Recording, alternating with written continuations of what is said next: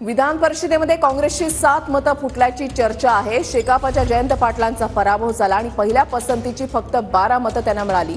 Dummy मतपत्रिकेद्वारे काँग्रेस फुटलेल्या आमदारांचा शोध घेणार आहे आणि फुटलेल्या आमदारांवर काँग्रेस कारवाईच्या तयारीत आहे। फुटली अशी देखील एक चर्चा आहे। काय मतं फुटण्याची कारण काय?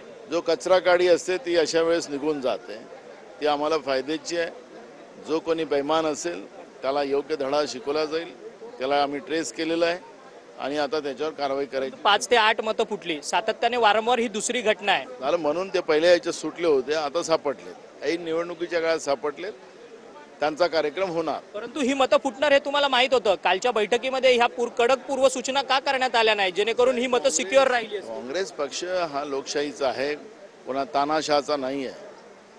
जनतेने निवडून दिलं, पक्षाच्या विचाराने निवडून दिलं, त्या लोकांनी पक्षाबरोबर राहिलं पाहिजे, नाही राहिलं तर कारवाई करू। परंतु काही कडक निर्णय होणार की नाही पक्षामध्ये? कारण की मग तेव्हा शिस्त कशी लागणार पक्षाला? तुम्हाला पाहिजे त्याच्यापेक्षा जास्त शिक्षा होणार। व्हिडिओ जर्नलिस्ट योगेश गुरवसह अक्षय मंगणी, TV9 मराठी, मुंबई।